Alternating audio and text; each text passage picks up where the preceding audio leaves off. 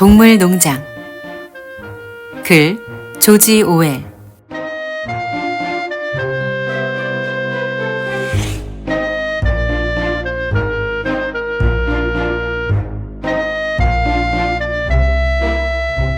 오. 스노우볼과 나폴레옹. 겨울이 다가오면서 몰리는 한층 더 골칫거리가 되어갔다. 몰리는 아침마다 지각했고 그때마다 늦잠을 잤다고 변명했으며 식욕은 왕성하면서도 몸이 자꾸 아프다고 불평을 늘어놓기 일쑤였다. 또 온갖 종류의 핑계를 대며 일터에서 도망치곤 했는데 그러고는 연못가루가 물속에 비친 자신의 모습을 멍하니 내려다보았다. 그러나 그보다 더 심각한 소문들이 떠돌기 시작했다. 어느 날 건초 줄기를 씹으며 긴 꼬리를 흔들고 마당으로 들어오는 몰리를 클로버가 한쪽으로 데려갔다. 몰리, 당신에게 아주 심각한 이야기를 하나 할까 해요. 오늘 아침 난 당신이 동물농장과 폭스우드 경계에서 울타리 너머를 바라보는 모습을 봤어요. 울타리 반대편엔 필킹턴에 일꾼 하나가 있었고요. 난 멀리 떨어져 있었지만 두 눈으로 똑똑히 봤어요. 그자가 당신에게 말을 걸었고 당신은 그자가 코를 다독이도록 가만히 있었어요. 그렇죠, 몰리? 클로버가 말했다. 그 사람은 아무 짓도 안 했어요. 나도 그렇고요. 말도 안 돼요. 몰리는 펄쩍펄쩍 뛰고 땅바닥을 긁어대며 소리를 질렀다. 몰리, 내 얼굴을 봐요. 그 사람이 당신 코를 다독거리지 않았다고 명예를 걸고 맹세할 수 있어요? 그건 사실이 아니라니까요. 몰리는 되풀이해서 말했지만 클로버의 얼굴을 똑바로 바라보진 못했다. 그러고는 들판으로 뛰어갔다. 클로버에게 무언가 생각이 떠올랐다. 클로버는 다른 동물들에겐 아무 말도 하지 않은 채 외양간으로 가 말굽으로 몰리의 집더미를 뒤적였다. 집 아래에는 조그만 각설탕 덩어리와 각양각색의 리본 다발들이 감추어져 있었다. 사흘 뒤 몰리는 사라져버렸다. 몇 주 동안 몰리가 어디로 갔는지 아무도 몰랐다. 그러다가 비둘기들이 웰링던 반대쪽에서 몰리를 보았다고 알려왔다. 몰리는 술집 밖에 서 있는 빨갛고 검은 칠을 한 마차의 굴대 사이에 있었다. 격자무늬 바지에 각반을 차고 뚱뚱하고 불그스레한 얼굴을 한 사람이 술집 주인인 듯 했는데 몰리의 코를 다독거리며 설탕을 먹이고 있었다. 몰리의 털은 새롭게 깎여 단정했고 앞머리에는 자줏빛 리본을 달고 있었다. 참으 즐거워하는 듯 보였다고 비둘기가 말했다. 그 뒤로 어떤 동물도 다시는 몰리 이야기를 하지 않았다. 1월에는 굉장한 추위가 찾아왔다. 땅은 쇳덩어리 같았고 들판에선 아무것도 할 수 없었다. 헛간에서 수많은 모임이 열렸고 돼지들은 다가올 봄철을 준비하며 작업 계획을 세우는데 몰두해 있었다. 돼지들은 그들의 결정이 다수결을 통해 인정을 받아야 한다고 했지만 그들이 다른 동물보다 똑똑했기 때문에 대개 농장 일에 관한 모든 결정은 돼지들이 도맡아 했다. 스노우볼과 나폴레옹 사이에 다툼만 없었다면 이런 제도는 매끄럽게 굴러갔을 것이다. 이 둘은 사사건건 의견을 달리했다. 이들 중 하나가 더 넓은 땅에 보리를 심자고 제안하면 다른 하나는 더 넓은 땅에 귀리를 심어야 한다고 하는 식이었다. 하나가 들판에 배추를 심는 것이 좋겠다고 이야기하면 다른 하나는 뿌리 작물 외에 다른 작물은 전혀 맞지 않다고 이야기했다. 이들은 각자 나름대로 추구하는 바가 있었고 몇 번씩 열띤 논쟁을 벌였다. 모임에서는 화려한 연설을 앞세운 스노우볼이 동물 대다수의 동의를 얻어내는 데 성공했다. 나폴레옹은 뒤에서 자신의 편을 모으는 데 열심이었는데 특히 양들을 끌어들이는 데 성공을 거두었다. 최근의 양들은 네 다리는 선하고 두 다리는 악하다라고 시도 때도 없이 외쳐댔는데 때때로 모임에 방해가 될 정도였다. 스노우볼이 연설할 때마다 아주 중요한 순간에 네 다리는 선하고 두 다리는 악하다를 외치며 끼어들었다. 스노우볼은 농장에서 찾은 농업과 축산이라는 잡지에 지난 후 몇 권을 주도 면밀하게 연구한 뒤 혁신과 개선을 위한 계획들을 세우게 되었다. 그는 배수시설과 저장법과 인산칼슘 등에 대한 이야기를 유식하게 늘어놓았고 거름을 나르는 수고를 덜 수 있도록 날마다 들판에 한 곳을 정해 옮겨가며 배설하자는 복잡한 계획도 세웠다. 나폴레옹은 별도의 계획을 내놓진 않았지만 뒤돌아서서 스노우볼의 계획은 아무짝에도 쓸모가 없다고 말하며 기회를 기다리는 듯 보였다. 이들이 벌인 논쟁 가운데 가장 거센 의견 충돌을 불러일으킨 주제는 풍차였다. 농가에서 그다지 멀지 않은 길쭉한 목초지에는 이 농장에서 가장 높은 장소인 자그마한 언덕이 하나 있었다. 스노우볼은 토지 조사를 마친 다음 이곳에 풍차를 세워 발전기를 가동시키면 농장에 전력을 공급할 수 있을 것이라고 발표했다. 발전기는 마구간을 환히 비춰줄 것이고 겨울에는 그들을 따뜻하게 해줄 것이며 원형톱, 여물썰개, 사탕무 절단기, 젖짜는 기계 등을 돌릴 수 있을 것이라고 말했다. 동물들에겐 생전 처음 듣는 이야기였다. 왜냐하면 이 농장은 구식이어서 원시적인 기계들만 있었기 때문이다. 동물들은 넋을 잃은 채 스노우볼의 이야기에 귀를 기울였다. 이 환상적인 기계들은 동물들이 마음 편히 들판에서 풀을 뜯거나 독서와 대화로 마음을 달래는 동안 그들 대신 일을 해줄 것이었다. 몇 주가 지나자 스노우볼은 풍차에 관한 계획을 완벽하게 세웠다. 기계의 자잘한 부분에 관한 정보는 대부분 존스의 책인 집을 고치는 100가지 방법, 스스로 집 짓기, 초보자를 위한 전기 입문서에서 얻어낸 것이었다. 예전에 달걀을 부화시킬 때 쓰던 방에 매끈한 마룻바닥이 있어 그림을 그리기에 적당했으므로 스노우볼은 그곳을 작업실로 사용했다. 그는 3시간씩 그곳에 틀어박혀 있곤 했다. 스노우볼은 책을 펼쳐 눌러놓고 앞발굽에 분필 하나를 끼운 채 황급하게 이리저리 왔다 갔다 하며 끊임없이 선을 그리고 흥분한 목소리로 뭔가를 중얼거렸다. 크랭크와 톱니바퀴 같은 복잡한 물체로 가득한 설계도가 차츰 마룻바닥의 절반 이상을 차지하게 되자 다른 동물들은 그게 뭔지 알 수는 없지만 굉장히 근사하다고 생각했다. 동물들은 적어도 하루에 한 번 스노우볼의 설계도를 보러 왔는데 분필 자국을 밟지 않으려고 무척 신경 썼다. 나폴레옹만은 아무렇지도 않은 듯 보였다. 그는 처음에 풍차에 반대하고 나섰지만 어느 날인가 우연히 그 설계도를 보게 되었다.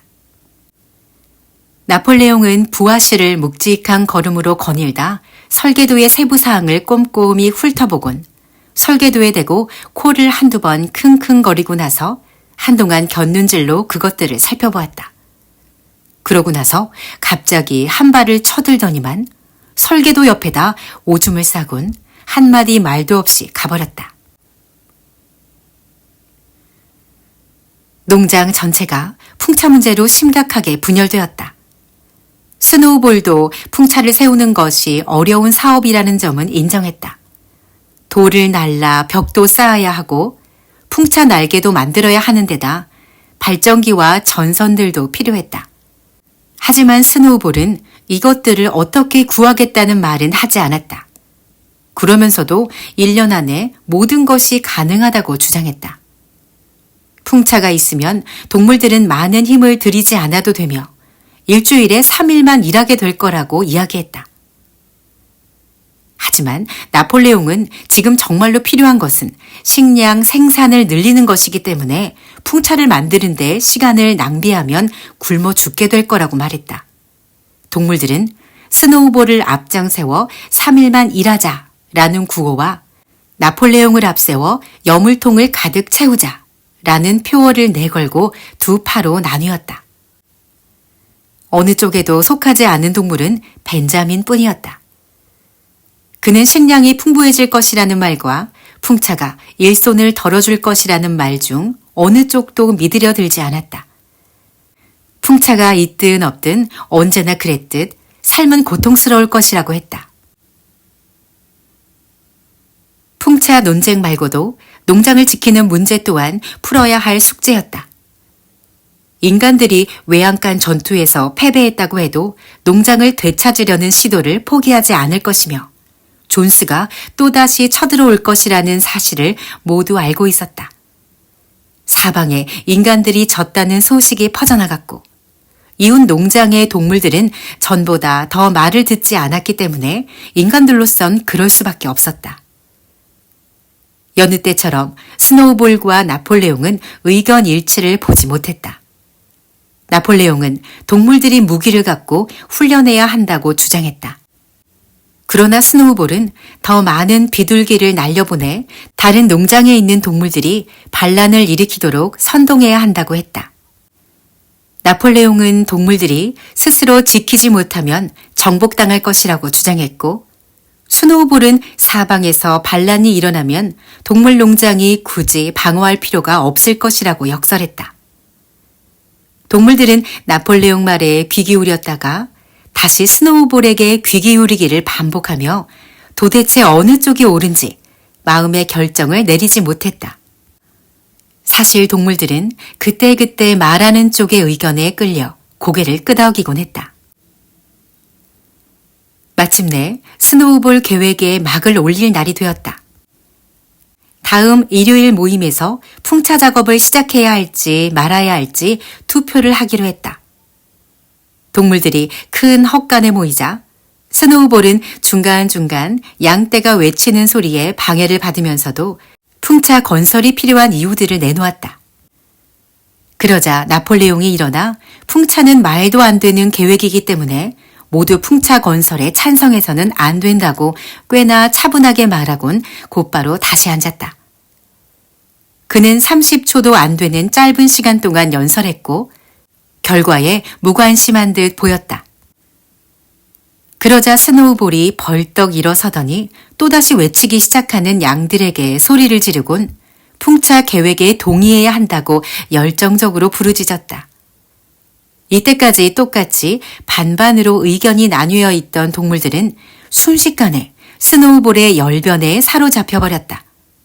스노우볼은 화려한 언변으로 동물들이 더는 구질구질한 노동을 하지 않아도 되는 동물농장의 미래를 그려주었다. 그의 상상력은 절단기와 여물 썰개를 뛰어넘고 있었다. 그는 전기로 타작기, 쟁기, 썰에, 땅 고르는 기계, 수확기, 건초 묶는 기계를 돌릴 수 있으며 헛간에는 전기가 들어오고 난방이 되며 냉수와 온수가 모두 공급될 것이라고 말했다. 그의 연설이 막바지에 이르자 표가 어느 방향으로 기울 것인지에 대해 의심할 여지가 없었다. 바로 그 순간 스노우볼을 묘하게 곁눈질하던 나폴레옹이 벌떡 일어나 어느 누구도 들어본 적 없는 고성을 질렀다. 이 소리를 신호로 바깥에서 으르렁거리는 무시무시한 소리가 나더니 청동 단추를 목에 건 덩치 큰 개 9마리가 헛간으로 뛰어들어왔다. 개들은 스노우볼에게 곧장 달려들었는데 스노우볼은 아슬아슬하게 개들을 피해 자리를 박차고 일어났다. 그가 곧장 문 밖으로 달아나자 개들이 뒤를 쫓았다. 다른 동물들은 너무 놀라고 공포에 질려 아무 말도 못하고 있다가 그 추격전을 보려고 문 쪽으로 몰려들었다. 스노우볼은 큰 길로 나 있는 기다란 목초지를 가로질러 달려가고 있었다. 그는 돼지가 뛸 수 있는 최대한으로 빨리 뛰었지만 개들이 그의 발꿈치에 닿을 만큼 따라잡았다. 갑자기 스노우볼이 미끄러지자 개들이 그를 거의 잡는 듯 했다. 그러나 스노우볼은 벌떡 일어나 그 어느 때보다도 빨리 달렸고 개들은 다시 뒤를 쫓기 시작했다. 개들 중 하나가 스노우볼 꼬리에 닿을 듯 말 듯 턱을 내밀었지만 스노우볼은 꼬리를 휘둘러 공격을 피했다. 스노우볼은 더 빨리 뛰었고 간발의 차이로 울타리에 나 있는 구멍을 빠져나가 도망쳤다. 더 이상 스노우볼의 모습은 보이지 않았다. 동물들은 두려움에 사로잡혀 잠자코 헛간으로 기어 돌아갔다. 개들도 곧 돌아갔다. 처음에는 어느 누구도 이 개들이 어디에서 왔는지 짐작하지 못했지만 궁금증은 곧 해결되었다. 그 개들은 나폴레옹이 어미 개에서 떼어와 길러낸 강아지들이었다. 아직 다 자라진 않았지만 덩치가 큰 개였고 늑대처럼 사나워 보였다. 그들은 나폴레옹 가까이에 붙어 있었다. 예전에 다른 개들이 존스에게 그랬던 것처럼 그들이 나폴레옹에게 꼬리를 흔드는 모습이 눈에 띄었다. 나폴레옹은 자신을 따르는 개들과 함께 메이저 영감이 연설을 했던 연단으로 올라갔다. 그는 이제부터 일요일 아침 모임을 없애겠다고 발표했다. 모임은 불필요하고 시간 낭비라는 것이다. 대신 앞으로 농장과 관련된 모든 일은 자신이 주재하는 돼지특별위원회에서 결정할 것이라고 했다. 돼지특별위원회는 비밀리에 만날 것이고 그들의 결정사항은 나중에 동물들에게 전달될 것이었다. 동물들은 일요일 아침마다 모여 깃발에 경례하고 영국의 동물들을 부르며 다가올 한 주를 위한 명령을 받게 될 것이다. 하지만 더 이상 토론은 없을 것이라고 했다.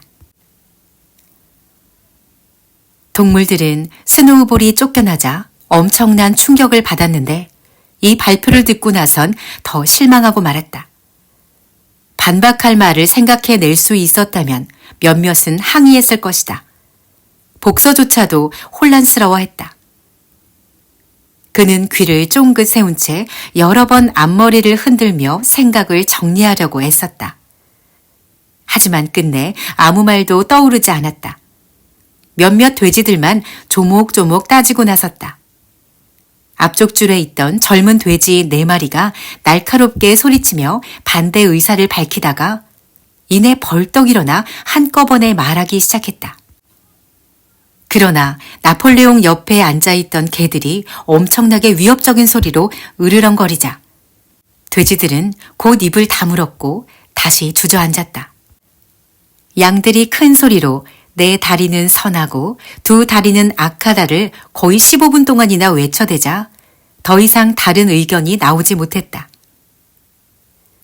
그 후 스퀼러는 농장 이곳저곳을 돌아다니며 동물들에게 새로운 협의 사항을 설명했다. 동지 여러분, 스스로 더 수고했노라고 나선 나폴레옹 동지의 희생 정신에 대해 모든 동물이 고마워할 거라고 나는 믿고 있어요. 동지 여러분, 지도자가 된다는 것이 즐거운 일이라고 생각하지 맙시다. 그 자리는 심오하고 무거운 책임이 지워진 자리지요. 모든 동물이 평등하다는 것을 나폴레옹 동지보다 더 굳게 믿고 있는 동물은 아무도 없답니다. 당신들 스스로 결정을 내릴 수 있게 된다면 그는 더 행복해할 것입니다. 하지만 때로 동지 여러분은 잘못된 결정을 내리기도 하죠. 그러면 우리는 어떻게 해야 하나요? 여러분이 헛된 망상으로 스노우볼을 따르기로 결정했다고 생각해 보세요. 알다시피 스노우볼은 죄인이나 다름없지 않습니까? 스퀼러가 말했다. 그는 외양간 전투에서 용감히 싸웠어요. 누군가 말했다. 용감한 것만으론 충분하지 않아요. 충성과 복종이 더 중요한 법이에요. 그리고 외양간 전투에 대해 말하자면 나는 전쟁에서 스노우볼이 했던 일이 상당히 과장되어 있다는 것을 우리 모두가 알게 될 날이 오리라고 믿어요. 동지 여러분, 중요한 건 규율, 철동 같은 규율입니다. 이것이 바로 우리의 구호입니다. 발걸음을 한번 잘못 내딛게 되면 우리 적들이 우리를 억누르게 될 것입니다. 동지 여러분, 존스가 다시 돌아오기를 원하는 건 아니겠죠? 스클러가 말했다. 아무도 대답하지 않았다. 동물들은 존스가 다시 돌아오는 것을 원하지 않았다. 일요일 아침 모임이 존스를 다시 돌아오게 만든다면 토론은 중단되어야 한다. 그동안 이 사태에 대해 곰곰이 생각해 본 복서가 나폴레옹 동지가 그렇게 말했다면 그것이 옳다라는 말로 전반적인 느낌을 표현해 주었다. 그때부터 그는 내가 더 열심히 일하겠어 라는 자신의 격언에다 나폴레옹은 항상 옳다라는 격언을 덧붙였다. 이즈음 날씨가 풀리면서 봄 경작이 시작되었다. 스노우볼이 풍차 설계도를 그리던 헛간은 폐쇄되었고 마룻바닥에 그려진 설계도는 지워졌을 것이 분명했다. 동물들은 일요일 아침 10시마다 큰 헛간에 모여 그 주에 따라야 하는 명령을 받았다. 깃대 및 그루터기 위에는 과수원에서 파헤쳐진 메이저 영감의 해골이 이제 살이라곤 전혀 붙어있지 않은 채로 놓여 있었다. 깃발을 개양하고 나면 동물들은 경건하게 줄지어 해골 옆을 지나 헛간에 들어가라는 명령을 받았다. 요즘 동물들은 예전처럼 함께 모여 앉는 일이 없었다. 나폴레옹은 스퀼러와 노래나 시를 짓는데 특별한 재능을 지닌 미니머스라는 또 다른 돼지와 함께 높이 솟아오른 단상에 앉았는데 그들 주변에는 개 9마리가 있었고 그 뒤로는 다른 돼지들이 앉아 있었다. 나머지 동물들은 헛간의 한가운데 앉아 그들을 바라보고 있었다. 나폴레옹이 다음 주에 지켜야 할 지시사항을 군인처럼 절도 있게 읽고 나면 모두 함께 영국의 동물들을 한 번 부른 다음 흩어졌다. 스노우볼이 쫓겨난 뒤 세 번째 맞는 일요일에 나폴레옹이 어떻게든 풍차를 세워야 한다고 발표하자 동물들은 깜짝 놀랐다. 나폴레옹은 왜 마음이 바뀌었는지는 설명하지 않았고 다만 이 작업이 매우 힘든 일이 될 것이라고 미리 겁을 주었다. 식량이 줄어들지도 모를 일이었다. 그러나 설계는 마지막 세부 사항까지 완벽하게 준비되었으며 지난 3주 동안 돼지특별위원회가 그 작업을 해왔다고 했다. 풍차는 여러 가지 다른 시설물들과 함께 2년에 걸쳐 세워질 것이라고 했다. 그날 저녁 스퀼러는 다른 동물들을 개인적으로 만나 나폴레옹이 실제로는 풍차에 대해 반대한 적이 결코 없었다고 설명해 주었다. 오히려 나폴레옹은 처음부터 풍차 건설을 지지하고 있었으며 스노우볼이 부하실 바닥에 그렸던 설계도는 나폴레옹의 서류를 훔쳐다가 그린 것이라고 했다. 그러니까 풍차는 원래 나폴레옹이 생각해낸 것이었다. 그렇다면 왜 그토록 강력하게 반대했느냐고 누군가 물었다. 무척이나 교활하게도 스퀼러는 그것이 나폴레옹의 노련함이라고 대답했다. 성격도 과격하고 나쁜 영향을 끼칠지 모르는 스노우볼을 손쉽게 제거하려는 작전으로 풍차를 반대하는 척 했던 것이라고 말이다. 이제 스노우볼은 없어졌고 그 계획은 스노우볼의 방해 없이 진행될 수 있을 것이다. 스퀼러는 이것이야말로 전략이라고 불릴만 하다고 했다. 그는 이리저리 뛰어다니고 즐겁게 웃으며 전략, 동지 여러분, 전략이지요를 여러 번 반복했다. 동물들은 이 단어가 무엇을 의미하는지 몰랐지만 스퀼러가 상당히 설득력 있게 말했고 또 우연찮게 함께 있던 개 3마리가 너무나 무섭게 으르렁댔기 때문에 더 이상 문제 삼지 않고 그의 설명을 받아들였다. 6. 무너진 풍차.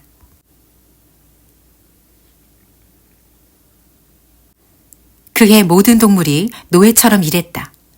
하지만 그들은 행복했다.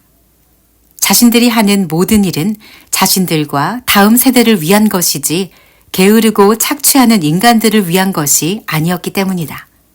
동물들은 그 어떤 노력과 희생도 달게 받아들였다.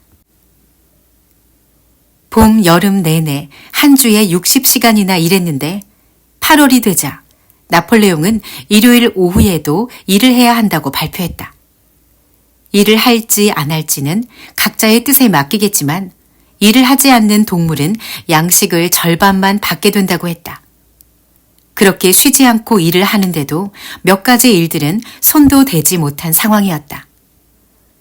추수 결과는 예전보다 형편없었고 초여름에 뿌리 식물을 심어야 했을 들판 2군데는 밭갈이를 하지 못해 씨를 뿌리는 것조차 하지 못했다.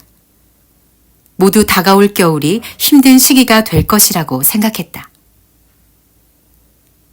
풍차건설은 예상치 못한 어려움에 부딪혔다. 농장에는 괜찮은 석회암 채석장이 있었고 한 창고에서 많은 양의 모래와 시멘트가 발견되어 동물들은 필요한 건설 자재도 갖게 되었다. 그러나 동물들은 첫 단계에서부터 문제에 부딪혔다. 돌을 어떻게 적당한 크기로 깨야 할지 몰랐기 때문이다. 곡괭이와 쇠 지뢰를 사용하지 않곤 돌을 깨는 것이 불가능해 보였다. 어떤 동물도 2 다리로 서 있지 못해 이런 도구를 사용할 수 없었다. 몇 주 동안 노력을 기울인 끝에 누군가 훌륭한 생각을 내놓았다. 이른바 중력의 힘을 이용하는 것이었다. 채석장 바닥에는 그대로 쓰기에 너무 큰 돌들이 쫙 깔려 있었다. 동물들은 이 돌에 밧줄을 맨 뒤 암소, 말, 양 등 밧줄을 줄 수 있는 동물이면 누구든 간에 돌을 천천히 끌어올려 채석장 꼭대기로 가져갔다. 그런 다음 돌을 떨어뜨려 산산조각 냈다. 이 중요한 순간엔 심지어 돼지들까지 힘을 보탰다. 일단 깨진 돌을 옮기는 것은 비교적 쉬웠다. 말들은 돌을 마차 짐칸에 실어서 날랐고 양들은 덩어리를 하나씩 끌어당겼고 뮤리엘과 벤자민조차 낡은 수레를 끌며 그들 몫의 일을 해냈다. 늦여름에는 돌이 충분히 쌓이게 되었고 돼지들의 감독 아래 공사가 시작되었다. 하지만 모든 일은 더디고 고생스럽게 진행되었다.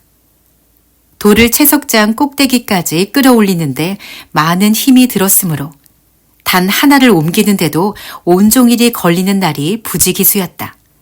때로는 돌 모서리가 땅에 박혀 깨지지 않기도 했다. 복서가 없이는 아무 일도 되지 않았는데 복서의 힘은 나머지 동물들의 힘을 다 모아놓은 것과 맞먹을 정도였다. 돌이 미끄러져 동물들이 언덕 아래쪽으로 끌려 내려가며 절망적으로 소리를 지르면 언제나 복서가 버티고 서서 돌을 멈추게 했다. 복서가 숨을 헐떡이며 말구 끝으로 땅바닥을 긁어 조금씩 언덕을 오를 때 넓은 옆구리가 땀에 잔뜩 젖은 것을 보면 누구든 무척 감탄할 수밖에 없었다. 이따금 클로버는 복서에게 너무 무리하지 말고 몸조심하라고 충고했다. 하지만 복서는 전혀 귀담아 듣지 않았다. 그에게는 내가 더 열심히 일하겠어와 나폴레옹이 항상 옳다란 구호가 모든 문제에 대한 충분한 답이 되는 듯 보였다. 그는 수탉에게 아침에 일찍 깨워달라고 부탁하는 시간을 30분에서 45분 전으로 앞당겼다. 여가 시간에도 종종 채석장에 혼자 나가 부서진 돌덩이 한 무더기를 모아 풍차 건설 현장까지 끌고 내려오곤 했다. 동물들은 여름 내내 고되게 일했고 생활도 쪼들리지 않았다. 존스 때보다 식량이 더 많지는 않았지만 그렇다고 적은 것도 아니었다. 사치스러운 인간들을 부양해야 할 필요 없이 자신들만 먹으면 되었기 때문에 웬만한 실패로는 끄떡도 없었다. 여러 가지 면에서 동물들이 일하는 방식이 더 효율적이고 노동력도 절약되었다. 예를 들어 잡초 제거 같은 일은 인간과는 비교도 안 될 만큼 완벽하게 해냈다. 또 이제는 도둑질하는 동물이 없었기 때문에 경작지와 목장 사이에 울타리를 세울 필요도 없었고 울타리와 문을 유지하는 데 드는 노동력도 아낄 수 있게 되었다. 그러나 여름이 지나면서 예기치 못한 문제점들이 드러나기 시작했다. 파라핀 기름, 못, 끈, 개에게 줄 비스킷, 말 발굽에 박을 징이 필요했는데 그 어느 것도 농장에서는 만들 수가 없었던 것이다. 나중에는 씨앗과 화학 비료, 다양한 연장과 풍차를 만들기 위한 기계 설비들도 필요할 터였다. 어느 누구도 이것들을 어떻게 확보해야 할지 상상조차 하지 못했다. 어느 일요일 아침, 동물들이 명령을 들으려고 모였을 때 나폴레옹은 새 정책을 발표했다. 이제부터 동물농장은 이웃 농장들과 거래하게 될 것이다. 물론 돈을 벌기 위해서가 아니라 단순히 급하게 필요한 재료들을 얻기 위해서였다. 나폴레옹은 다른 어떤 것보다도 풍차 건설에 필요한 것들을 우선시한다고 말했다. 그는 건초 더미와 올해 수확한 밀의 일부를 팔 계획이며 그 뒤에 더 많은 돈이 필요하다면 윌링던 시장에 달걀을 내다 팔아야 할 것이라고 했다. 나폴레옹은 풍차 건설을 위해서라면 암탉들도 기꺼이 희생해야 한다고 말했다. 다시 한번 동물들은 막연한 불안감을 느꼈다. 인간들과 어떤 거래도 하지 말 것, 장사하지 않을 것, 돈을 사용하지 않을 것 등 이 모든 것이 존스를 쫓아낸 뒤 승리를 거둔 첫 번째 모임에서 결정한 것들이 아니었던가.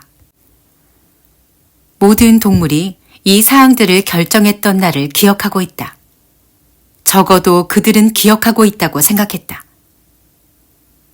나폴레옹이 모임을 폐지시켰을 때 항의했던 젊은 돼지의 4마리가 조심조심 말을 꺼냈지만 개들이 무시무시하게 으르렁거리는 통에 말문을 닫고 말았다. 그러고 나서 평소처럼 양들이 4다리는 선하고 2다리는 악하다를 외쳐대자 순간적으로 어색함이 훨씬 줄어들었다. 마침내 나폴레옹은 앞발을 들어 올려 조용히 하라고 시킨 다음 자신은 이미 모든 준비를 끝냈다고 발표했다. 어떤 동물도 인간들과 접촉할 필요가 없으며 이것은 분명 바람직하지 못한 것이니 그는 자신의 어깨로 모든 짐을 짊어지겠다고 했다. 윌링던에 사는 변호사 윈퍼가 동물농장과 바깥 세상 사이에 중개자 역할을 하는 데 동의했고 월요일마다 지시를 받으러 농장에 오기로 했다는 것이다. 나폴레옹은 여느 때처럼 동물농장이여 영원하라 라고 외치며 연설을 끝냈고 영국의 동물들을 부르고 난 다음 모두 흩어졌다. 이번에도 스퀼러가 농장을 돌아다니며 동물들의 마음을 진정시켰다. 그는 동물들에게 장사하는 것과 돈을 사용하는 것을 반대하는 결정을 내린 적이 없으며 심지어는 그런 말이 나온 적도 없다고 했다. 그것은 상상에 불과하며 아마도 스노우볼이 퍼뜨린 거짓말일 거라고 했다. 몇몇 동물은 여전히 희미하게 남아 의심을 품고 있었지만 스퀼러는 동지 여러분, 이것이 여러분이 꿈꿔왔던 것은 아니겠죠? 그런 결정을 기록한 걸 갖고 있기라도 합니까? 그게 어디에 쓰여 있습니까? 하고 예리하게 되물었다. 그런 주장들이 기록으로 전해지는 것은 아니었으므로 동물들은 자신들이 잘못 알았겠거니 생각하며 고개를 끄덕였다. 약속대로 윈퍼는 월요일마다 농장을 방문했다. 그는 구레나룻을 기르고 교활해 보이며 키가 작았는데 주로 소소한 일을 맡아보는 변호사였다. 그는 동물농장에 중개인이 필요하며 중개 수수료도 넉넉히 받게 될 것이라는 점을 어느 누구보다도 먼저 알아차렸다. 동물들은 그가 오가는 것을 다소 두려워하며 지켜보았고 가능하면 그를 피하려고 했다. 어쨌든 4다리로 서 있는 나폴레옹이 2다리로 서 있는 윈퍼에게 명령을 내리는 모습은 동물들에게 자긍심을 불어넣어 주었다. 몇몇 동물은 새로운 결정에 대해 안심하는 듯 보였다. 이제 그들과 인간과의 관계는 예전 같지 않았다. 동물 농장이 잘 되면 잘 될수록 사람들은 동물 농장을 더 미워하고 더 싫어하게 되었다. 모든 사람이 동물 농장은 조만간 망할 것이고 무엇보다도 풍차가 세워지지 못할 것이라고 믿고 있었다. 사람들은 공회당에 모여 풍차 건설은 실패할 것이고 만에 하나 세워진다 하더라도 결코 작동하지 않을 것이라면서 도표까지 그려가며 서로에게 증명해 보였다. 그러나 몇몇 사람은 동물들이 농장 일을 효율적으로 운영해 나가는 것을 보며 존경심을 갖기도 했다. 메이너 농장이라고 부르는 대신 동물 농장으로 부르기 시작했다는 것이 바로 그 증거였다. 사람들은 농장을 되찾겠다는 희망을 버린 채 다른 곳으로 떠나버린 존스를 더 이상 동정하지 않았다. 동물 농장이 윈퍼를 통하지 않고 인간들과 접촉하는 경우는 거의 없었다. 나폴레옹이 폭스우드 농장의 필킹턴이나 핀치필드 농장의 프레더릭과 사업관계를 맺게 될 테지만 양쪽과 동시에 일하게 될 가능성은 전혀 없다는 소문이 돌았다. 돼지들이 갑자기 농가로 이사해 살기 시작한 것은 이즈음의 일이었다. 동물들은 농가에 살아서는 안 된다고 했던 7계명을 다시 한번 떠올렸다. 하지만 스퀼러가 나서서 이번에는 경우가 다르다고 동물들을 설득했다. 스퀼러는 농장의 두뇌격인 돼지들이 일을 하려면 반드시 조용한 장소가 필요하다고 말했다. 돼지 우리보단 집에 사는 것이 지도자의 위험에도 더 잘 어울린다는 것이다. 그러나 돼지들이 주방에서 식사하고 거실에서 쉬고 침대에서 잔다는 이야기를 들은 몇몇 동물은 술렁거리기 시작했다. 복선은 예전처럼 나폴레옹이 항상 옳다며 그러려니 했다. 하지만 침대 사용을 반대하는 글귀가 있었다고 생각한 클로버는 헛간으로 가서 그곳에 쓰인 7계명을 다시 훑어보았다. 그러나 글자를 한 자 이상은 읽을 수 없었으므로 뮤리엘을 데리고 갔다. 뮤리엘, 4번째 계명을 읽어봐요. 여기에 침대에서 자면 안 된다고 쓰여 있지 않나요? 클로버가 물었다. 뮤리엘은 한자 한자 어렵게 읽어 내려갔다. 여기에는 어떤 동물도 침대에서 요를 깔고 자서는 안 된다 라고 쓰여 있네요. 뮤리엘이 말했다. 이상하게도 클로버는 4번째 계명에 요에 대한 언급이 있었는지 없었는지 생각이 잘 나지 않았다. 그렇지만 벽에 그렇게 쓰여 있다면 그렇지 않겠는가. 때마침 개들을 2-3마리 데리고 이곳을 지나던 스퀼러가 이와 관련된 문제를 똑부러지게 설명해 주었다. 동지 여러분, 여러분은 우리 돼지들이 농가 침대에서 잔다고 들었지요? 왜 안 되죠? 침대에서 자지 말라는 법이 있었다고 생각한 것은 아니겠죠? 침대는 그저 잠을 자는 장소를 의미할 뿐입니다. 쉽게 말하자면 외양간의 집단도 침대죠. 우리의 규율은 인간의 발명품인 요에 반대하는 것입니다. 우리는 침대에서 요를 치워버리고 이불을 덮고 잔답니다. 진짜 편안한 침대랍니다. 동지 여러분, 요즘 우리가 수행해야 하는 지적인 작업을 생각한다면 우리는 여느 때보다 훨씬 편해야 하는데 그렇지 못합니다. 우리의 휴식을 빼앗으려는 것은 아니겠죠, 여러분? 여러분이 우리를 피곤하게 만들어서 우리의 의무를 다하지 못하도록 하려는 건 아니겠죠. 여러분 중 어느 누구도 존스가 다시 돌아오는 것을 바라지는 않겠죠. 스퀼러가 말했다. 동물들은 그 즉시 그렇지 않다고 스퀼러를 안심시켰다. 그리고 더는 돼지들이 농가 침대에서 자는 것에 대해 아무 말도 하지 않았다. 며칠 있다가 이제부터 돼지들은 다른 동물들보다 아침에 1시간 더 늦게 일어날 것이라는 발표가 있었을 때도 아무런 불평이 나오지 않았다. 가을이 되자 동물들은 피곤했지만 그래도 행복했다. 그들은 한 해 동안 힘들게 일했다. 건초와 옥수수 일부를 팔고 나니 겨울을 나기 위해 비축할 만큼 식량이 풍족하지는 않았지만 풍차가 그 모든 것을 보상해 주었다. 풍차는 이제 절반가량 지어졌다. 추수가 끝나곤 맑고 건조한 날씨가 이어졌다. 동물들은 벽을 좀 더 올릴 수만 있다면 예전보다 더 열심히 일을 해서라도 돌 무더기들을 가지고 온종일 왔다 갔다 하더라도 가치가 있다고 생각했다. 심지어 복서는 추수 기간 동안 한밤중에 나와 달빛을 받으며 1~2시간씩 혼자 일하곤 했다. 동물들은 여유 시간이 생길 때면 절반 정도 지어진 풍차 주변을 이리저리 거닐며 튼튼한 벽과 꼿꼿하게 서 있는 모습에 감탄하며 자신들이 이토록 근사한 건물을 지을 수 있다는 사실을 놀라워했다. 풍차에 정성을 쏟지 않는 동물은 당나귀들은 오래 산다는 모호한 말 외엔 아무 말도 하지 않으려는 벤자민뿐이었다. 매서운 남서풍과 함께 11월이 되었다. 날씨가 너무 습해 시멘트를 섞을 수가 없어서 풍차 건설은 중단되었다. 어느 날 밤 엄청난 강풍이 불어닥쳤다. 농장 건물들이 뿌리까지 흔들렸고 혹간 지붕에 있던 타일 몇 장이 바람에 날아가기도 했다. 암탉들은 저 멀리서 총소리가 들려오는 꿈을 꾸곤 두려움에 휩싸였다.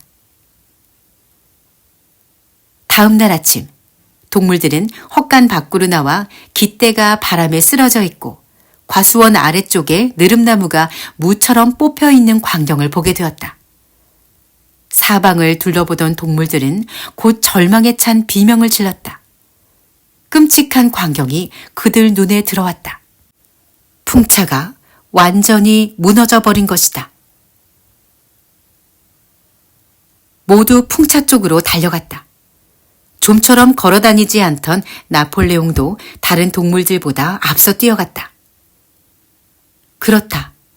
동물들이 힘들여 만든 결실이 모조리 산산조각 나버린 것이다. 그토록 공들여 깨고 실어 날랐던 돌들이 사방에 흩어져 있었다. 처음에 동물들은 아무 말도 하지 못하고 비통한 심정으로 흩어져 있는 돌 부스러기들을 바라보며 서 있었다. 나폴레옹은 아무 말 없이 왔다 갔다 하다가 이따금 땅바닥에 코를 박고 킁킁거렸다. 그의 꼬리가 뻣뻣해졌다가 이쪽 저쪽을 가리키며 부르르 떨곤 했는데 뭔가 활발한 정신 활동이 있다는 표시였다. 갑자기 나폴레옹이 마음의 결정을 내린 듯 멈춰섰다. 동지 여러분, 누가 책임을 져야 하는지 아시겠습니까? 적이 한밤중에 와서 우리 풍차를 쓰러뜨린 사실을 아시겠습니까? 바로 스노우볼입니다. 나폴레옹이 나지막히 입을 열었다. 그러다가 갑자기 천둥치는 듯한 목소리로 고함을 질러댔다. 스노우볼이 이렇게 한 거예요. 나쁜 마음을 먹고 우리 계획을 물거품으로 만들고 불명예스럽게 쫓겨난 것을 복수하려고 야밤에 이곳으로 기어들어온 것입니다. 그러고는 우리가 1년 가까이 일해서 쌓아온 과업을 파괴해 놓은 게 분명합니다. 동지 여러분, 여기서 지금 나는 스노우볼에게 사형을 선고합니다. 그를 분노의 심판대로 데려오는 동물에겐 누구든지 사과 한 상자와 2급 동물 영웅 훈장이 수여될 것입니다. 산채로 체포해 오는 자에겐 사과 2상자를 주겠습니다. 동물들은 스노우볼이 이런 범죄를 저질렀다는데 이루 말할 수 없는 충격을 받았다. 분노에 찬 고함 소리가 잇따랐고 모든 동물은 스노우볼이 돌아왔을 때 어떻게 잡을지 궁리하기 시작했다. 얼마 지나지 않아 언덕에서 조금 떨어진 풀밭에서 돼지 발자국이 발견되었다. 몇 미터까지는 자취를 찾아볼 수 있었다. 울타리 구멍으로 도망간 게 틀림없었다. 나폴레옹이 거기다 코를 깊숙이 쳐박고 킁킁거리더니 스노우볼이 맞다고 선언했다. 아마도 스노우볼은 폭스우드 농장 쪽에서 왔을 것이라고 했다. 동지 여러분, 더 이상 지체하지 맙시다. 할 일이 있습니다. 바로 당장 오늘부터 풍차를 다시 세웁시다. 비가 오나 해가 뜨나 겨울 내내 다시 세워봅시다. 이 비열한 반역자에게 우리의 대업이 그렇게 쉽게 무너지지 않는다는 것을 보여줍시다. 기억하세요, 동지 여러분. 우리 계획은 변하지 않을 것입니다. 마지막 그날까지 일을 합시다. 자, 나아갑시다. 동지 여러분, 풍차여 영원하라. 동물농장이여 영원하라. 발자국을 자세히 들여다보고 나서 나폴레옹이 외쳤다. 7. 독재자가 된 나폴레옹. 혹한이 몰아닥쳤다. 폭풍우에 이어 진눈깨비와 눈, 혹독한 서리가 2월까지 이어졌다. 동물들은 바깥 세상이 자신들을 지켜보고 있고 풍차가 제때 지어지지 않으면 시기하는 인간들이 기뻐 날뛸 것이라는 사실을 잘 알고 있었기 때문에 풍차를 다시 짓는 데 최선을 다했다. 사악한 인간들은 풍차를 부셔버린 것이 스노우볼이라는 사실을 믿지 않는 척했다. 벽이 너무 얇아서 무너졌다는 것이다. 동물들은 그렇지 않다는 것을 알았지만 이번에는 전처럼 벽을 50cm 두께로 쌓는 대신 1m로 더 두껍게 쌓기로 했다. 그러기 위해서는 더 많은 돌을 모아야 했다. 오랫동안 채석장은 눈으로 덮여 있었다.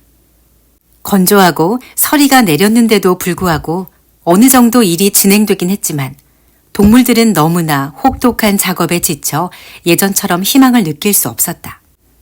그들은 항상 추위에 떨어야 했고 언제나 배가 고팠다. 복서와 클로버만 쉽게 낙심하지 않았다. 스킬러는 봉사의 즐거움과 노동의 숭고함에 대해 훌륭한 연설을 했다. 하지만 동물들이 힘을 낼 수 있었던 것은 복서의 힘과 내가 더 열심히 하겠어라는 꺾이지 않는 외침 덕분이었다. 1월에는 식량이 바닥을 보였다. 옥수수가 줄었으므로 그 대신 감자 배급이 있을 것이라고 발표되었다. 그러나 우만에 저장해둔 감자 대부분은 거적을 두껍게 덮지 못한 탓에 얼어버렸다. 흐물흐물하고 색이 변한 감자 중에 먹을 수 있는 것은 아주 적은 양뿐이었다. 동물들은 며칠 동안 겨와 근대만으로 버텨야 했다. 굶주림이 눈앞에서 그들을 지켜보고 있는 듯 했다. 바깥 세상에는 이런 사실을 감추어야만 했다. 풍차가 무너지자 용기를 얻은 인간들은 동물농장을 둘러싼 새로운 거짓말들을 만들어냈다. 또다시 모든 동물이 기근과 질병으로 죽어가고 있으며 끊임없이 다툼이 벌어져 서로 잡아먹으며 새끼들을 죽여버린다는 소문이 나돌았다. 나폴레옹은 식량 사정이 알려진다면 얼마나 나쁜 결과가 닥칠지 잘 알고 있었다. 그래서 정반대의 소문을 퍼뜨리려고 윈퍼를 이용하기로 했다. 그때까진 매주 찾아오는 윈퍼와 다른 동물들이 만나는 일이 거의 없었다. 선발된 동물 몇 마리가 대부분 양이었지만 교육받은 대로 윈퍼가 듣는 데서 식량이 늘었다는 이야기를 지나가는 것처럼 흘렸다. 또한 나폴레옹은 헛간에 있는 거의 텅텅 빈 괴짝을 모래로 가득 채우고 남은 곡식과 식량으로 상자 위를 덮으라고 명령했다. 그러고는 그럴듯한 핑계를 만들어 윈퍼를 헛간으로 들어가게 한 뒤 괴짝을 슬쩍 들여다보도록 부추겼다. 윈퍼는 속아 넘어갔고 바깥 세상에는 동물농장에 식량 부족이 없다고 알려졌다. 어쨌거나 1월 말쯤 되자 어떻게든 좀 더 많은 식량을 확보하는 일이 시급해졌다. 그 즈음 나폴레옹은 여럿이 모인 자리에는 좀처럼 나오지 않았으며 대부분의 시간을 농가에서 지냈다. 문 앞에는 사나운 개들이 지키고 서 있었다. 어쩌다 하는 행차는 대단한 일이라도 치르는 듯 거창했는데 나폴레옹을 둘러싼 개들은 누군가 다가오기만 하면 으르렁거렸다. 심지어 나폴레옹은 일요일 아침에도 나타나지 않는 일이 잦아졌고 다른 돼지들 중 하나, 보통은 스클러를 통해 명령을 내렸다. 어느 일요일 아침 스클러는 막 알을 낳으려는 암탉들에게 달걀을 바쳐야 한다고 발표했다. 나폴레옹이 윈퍼를 통해 일주일에 달걀을 400개씩 내다 팔기로 계약을 맺은 것이다. 여기서 얻은 수입으로 곡물과 사료를 구입하려는 계획이었다. 그 정도면 식량 사정이 나아질 여름철까지 농장을 유지하기에 충분한 양이라고 했다. 이 소식을 들은 암탉들은 고래고래 비명을 질러댔다. 그들은 일찍이 이런 희생이 필요하게 될 것이란 통보를 받았지만 진짜로 그렇게 되리라고는 믿지 않고 있었다. 그들은 봄에 병아리를 까기 위해 알을 준비하고 있었으므로 지금 달걀을 가져가는 것은 병아리들을 죽이는 일이나 마찬가지라고 저항했다. 존스가 쫓겨난 뒤 처음으로 반란 비슷한 사건이 발생한 것이다. 검은 미노르카 종의 어린 암탉 3마리가 이끄는 암탉 무리가 나폴레옹의 요구 사항을 뒤집기 위해 죽을 힘을 다해 노력했다. 그들은 석가래 위로 날아올라 거기서 알을 낳아 바닥으로 떨어뜨려 깨뜨리는 방법으로 저항했다. 나폴레옹은 신속하고도 무자비하게 탄압하기 시작했다. 암탉들의 먹이 공급을 중단시켰고 어떤 동물이든 암탉들에게 옥수수 알갱이 하나라도 준다면 죽게 될 것이라고 포고령을 내렸다. 개들은 이 명령이 잘 지켜지는지 단단히 감시했다. 암탉들은 닷새 동안 버텼지만 마침내 굴복하고 닭장으로 돌아왔다. 그 사이 암탉 9마리가 죽었다. 암탉들은 질병으로 죽었다고 전해졌으며 사체는 과수원에 묻혔다. 윈퍼는 이런 일에 대해 아무것도 듣지 못했고 일주일에 한 번씩 농장에 들리는 야채 장수 마차가 달걀을 꼬박꼬박 실어갔다. 이런 와중에도 스노우볼은 전혀 눈에 띄지 않았다. 스노우볼이 폭스우드든 핀치필드든 이웃 농장 어딘가에 숨어 있을 것이라는 소문이 나돌았다. 이 즈음 나폴레옹은 다른 농장주들과 좀 더 친밀한 관계를 맺고 있었다. 농장 마당에는 10년 전 너도밤나무 숲을 벌목할 때 베어낸 목재 더미가 쌓여 있었는데 그동안 완벽하게 말라 있었다. 윈퍼는 나폴레옹에게 그것을 팔자고 제안했다. 필킹턴과 프레더릭이 그걸 사고 싶어 한다는 것이었다. 나폴레옹은 두 사람 중 누구에게 팔지 망설였고 쉽게 결정을 내리지 못했다. 프레더릭과 거래를 하려고 하면 스노우볼이 핀치필드에 숨어있다는 소식이 들렸고 필킹턴 쪽으로 마음을 바꾸면 스노우볼이 있는 곳은 폭스우드라는 말이 전해졌다. 이른 봄이 되자 갑자기 놀라운 소문이 퍼져나갔다. 스노우볼이 야밤을 틈타 농장에 몰래 오는 일이 자주 있다는 것이다. 동물들은 마음이 흔들리기 시작했고 헛간에서 잠을 잘 수도 없었다. 밤마다 어둠을 틈타 기어들어온 스노우볼이 온갖 못된 짓을 저지른다고 알려졌기 때문이다. 스노우볼은 옥수수를 훔치고 달걀을 깨뜨리고 우유통도 뒤집어 엎어버리고 과일나무 껍데기도 갉아버린다고 했다. 뭔가 잘못된 일이 생기면 항상 스노우볼의 짓으로 여겼다. 창문이 깨지고 하수구가 막히면 누군가 스노우볼이 밤에 와서 그렇게 했다고 확신에 찬 목소리로 말하곤 했다. 헛간 열쇠가 없어졌을 때도 마찬가지였다. 암소들은 한 목소리로 자신들이 잠들어 있는 사이 스노우볼이 헛간에 들어와 젖을 짜간다고 알렸다. 그의 겨울에는 골칫거리 쥐들이 스노우볼과 한패라는 소문까지 돌았다. 나폴레옹은 스노우볼의 행동을 철저히 조사하겠다고 발표했다. 나폴레옹은 개들을 데리고 농장 건물 구석구석을 샅샅이 살폈고 다른 동물들은 멀찌감치 떨어져 그를 따랐다. 나폴레옹은 몇 발자국을 내딛다가 멈춰 서서는 스노우볼의 흔적이 있는지 코를 대고 킁킁거렸다. 그는 흔적이 있다면 냄새로 감지할 수 있다고 말했다.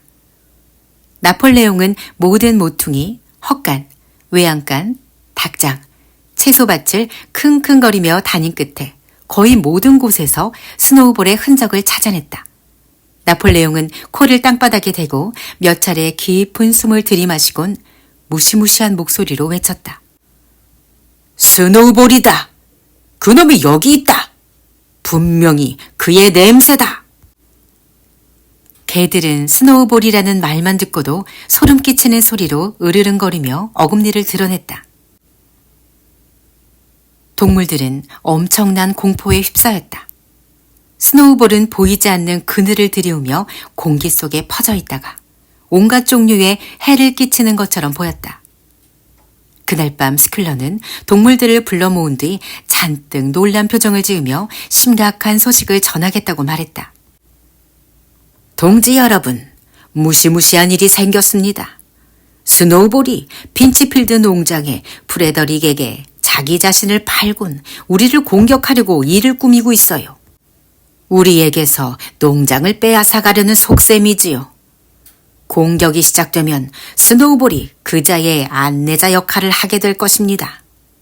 그런데 이보다 더 끔찍한 일이 있습니다. 우리는 스노우볼의 반란이 단순히 허영심과 야심 때문이라고 생각하고 있어요. 그러나 우리가 잘못 생각한 게 있습니다. 동지 여러분, 진짜 이유가 뭔지 아십니까? 스노우볼은 처음부터 존스와 한패였어요. 원래 그는 존스의 비밀 요원이었답니다. 그자가 달아나며 남겨둔 서류가 그걸 증명하고 있어요. 방금 전에 우리가 발견한 서류 말이에요. 여러분, 이것은 많은 것을 알려줍니다. 그가 어떤 방법으로 우리를 외양간 전투에서 패배시키고 몰살시키려고 시도했는지 성공하지 못했기에 다행이지만 이제 우리 모두 알게 되지 않았습니까? 스큘러가 화를 내며 말했다. 동물들은 어리둥절했다. 이것은 풍차를 파괴하려는 것보다 더 못된 짓이다. 그러나 동물들이 이 사실을 받아들이는 데는 어느 정도 시간이 걸렸다.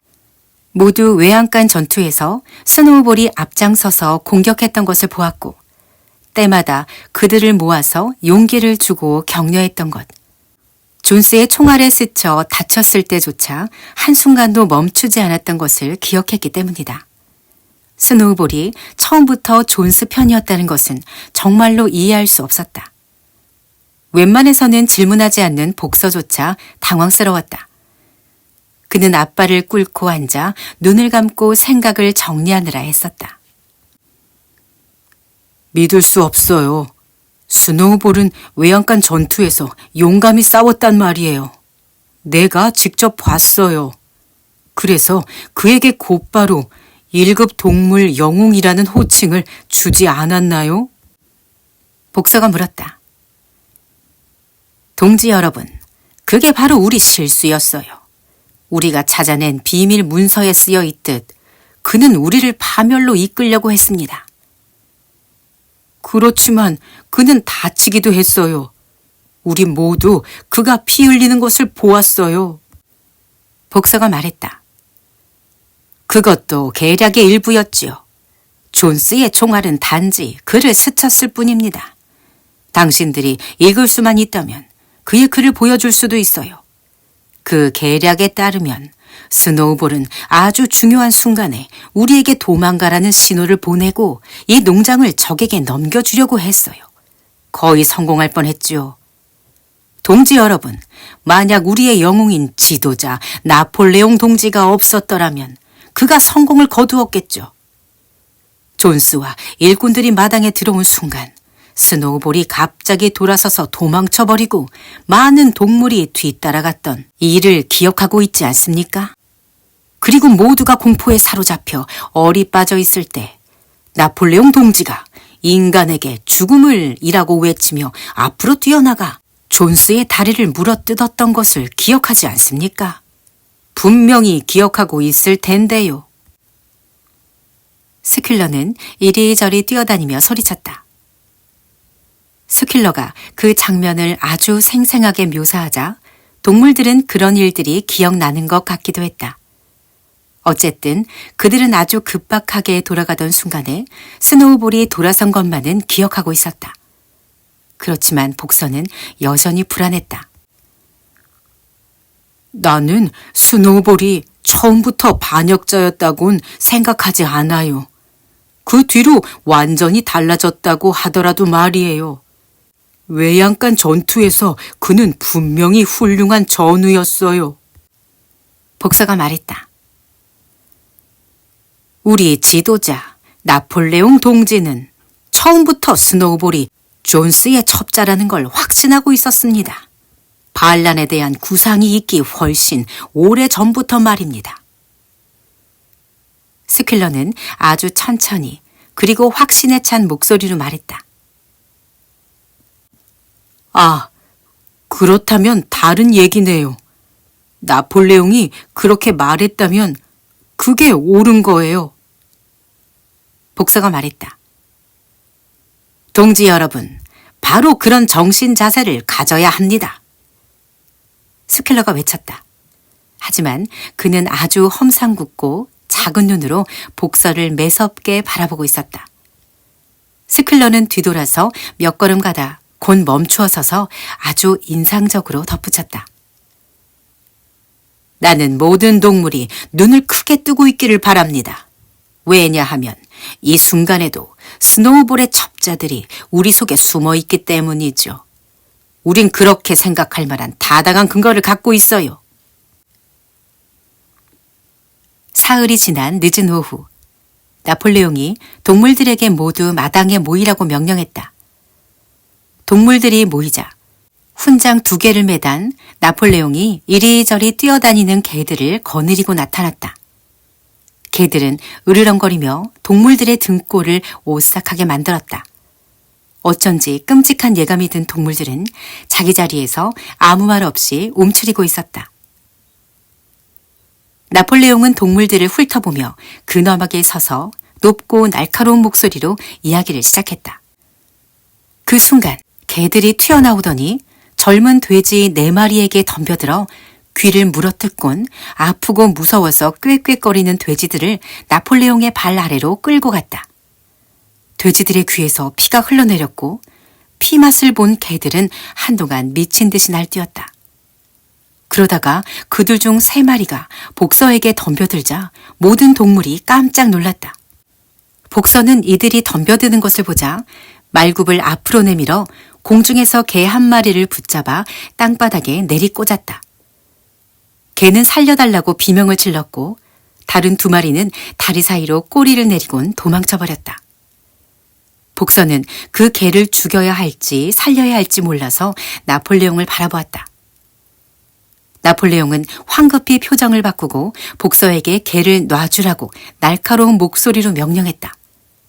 복서가 발을 치우자 개는 피멍이 든 채 낑낑대며 사라져버렸다. 곧바로 소동은 진정되었다. 돼지 4마리는 얼굴 여기저기에 죄인이라고 써있기라도 하듯 벌벌 떨며 기다리고 있었다. 곧 나폴레옹이 그들에게 죄를 고백하라고 윽박질렀다. 그들은 나폴레옹이 일요일 모임을 폐지해버렸을 때 반대하고 나섰던 바로 그 돼지들이었다. 더 재촉하지 않았는데도 그들은 자신들의 잘못을 모조리 털어놓았다. 쫓겨난 스노우볼과 몰래 만나고 있었고 스노우볼이 풍차를 파괴시키는데 힘을 보탰으며 동물농장을 프레더릭의 손에 넘겨주기로 뜻을 모았다는 것이었다. 그들은 스노우볼이 오랫동안 존스의 첩자였다고 자기들에게 털어놓았다고도 덧붙였다.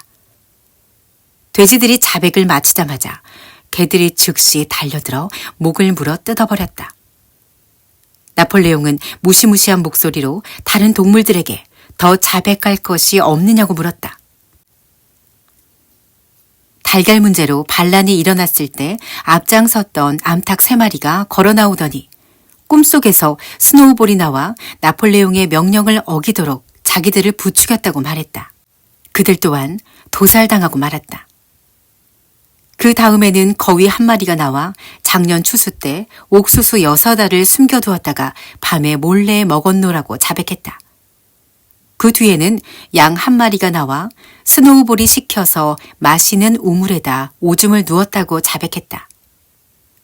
또 다른 양 2마리는 나폴레옹에게 헌신적이었던 늙은 염소 1마리가 감기에 걸려 고생할 때 모닥불 주위로 몰아 죽게 했다고 자백했다. 모두 즉각 도살되었다. 이런 식으로 자백과 도살이 계속되었다. 나폴레옹의 발 아래는 사체 더미가 가득했고 공기는 피냄새로 무거웠다. 존스가 쫓겨난 뒤 처음 있는 일이었다. 모든 일이 끝나자 돼지와 개들을 제외한 동물들은 슬슬 자리를 피해버렸다.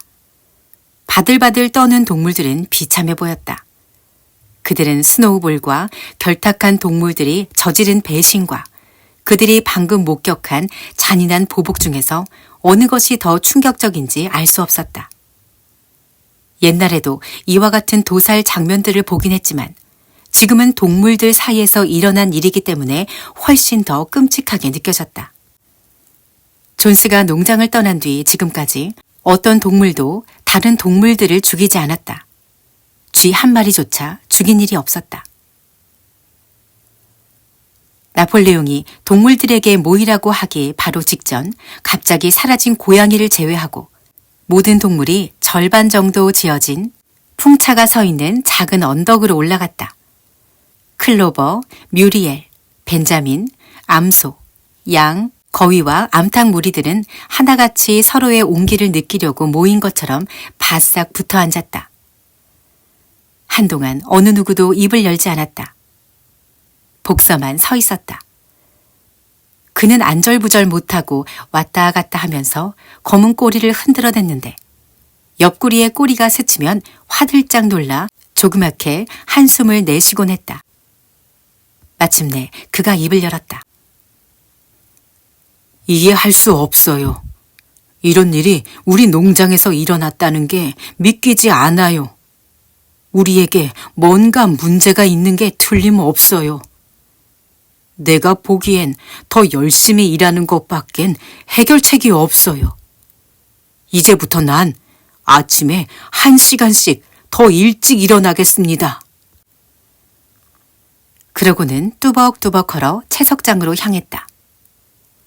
복서는 2차례나 연거푸 돌 무더기를 끌어모으곤 이것들을 밤이 되기 전에 풍차 쪽으로 끌고 내려왔다. 다른 동물들은 아무 말 없이 클로버 옆으로 다가와 웅크리고 앉았다. 그들이 앉아있는 언덕은 농장 전체를 내려다볼 수 있는 곳이었다. 큰 길로 뻗어있는 기다란 목초지, 건초밭, 덤불, 연못, 어린 밀이 무성한 파르스름한 밭과 굴뚝에서 연기가 모락모락 피어오르는 빨간 지붕 등이 그들 눈앞에 펼쳐져 있었다. 맑은 봄날 저녁이었다. 풀밭과 탁 트인 울타리는 햇살을 받아 금빛으로 반짝였다. 지금껏 그 농장이 동물들에게 그토록 좋아 보였던 적은 없었다. 동물들은 조금 놀라운 심정으로 그 농장이 자신들의 것이었고 농장 구석구석이 자신들의 땅이었다는 사실을 다시 기억해냈다. 언덕 아래를 내려다보는 클로버의 눈에 눈물이 가득 고였다.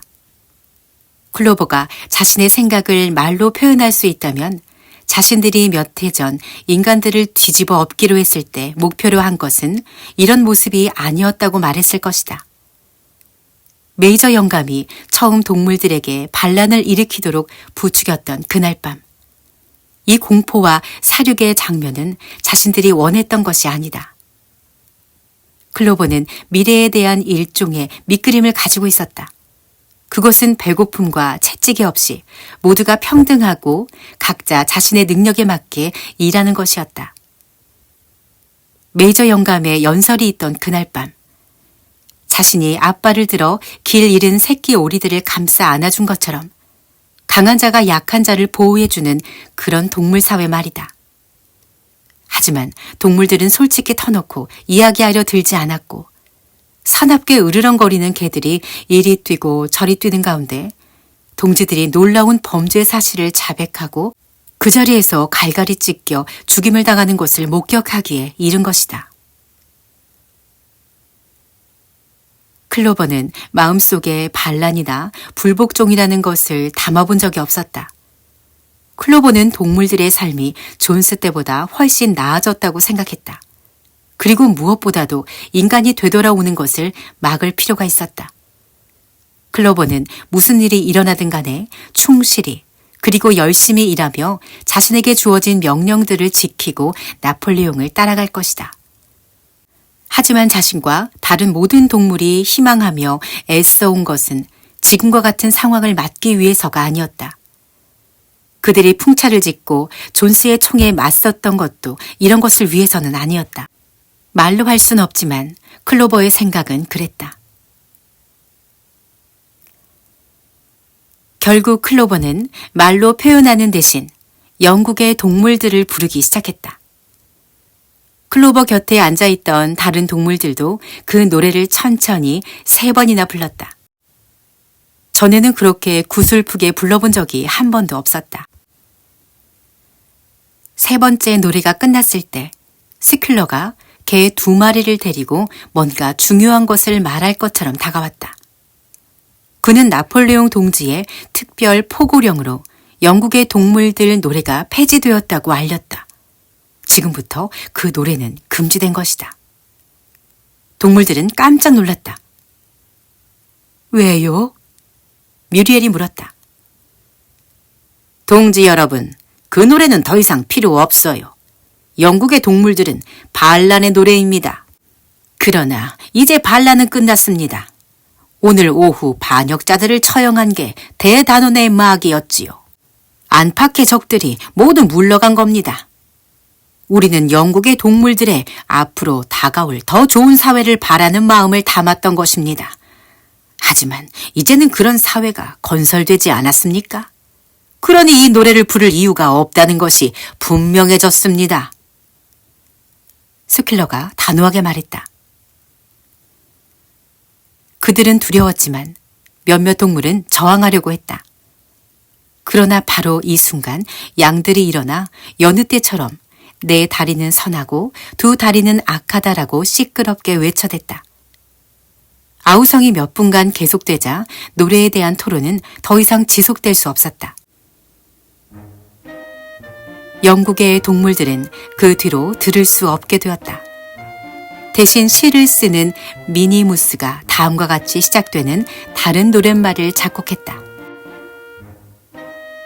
동물농장, 동물농장. 나는 그대를 해치지 않으리. 이 노래는 일요일 아침마다 깃발을 개양하고 난 다음 불렸다. 하지만 동물들은 이 노랫말이나 멜로디가 영국의 동물들만큼 마음에 와닿지 않았다.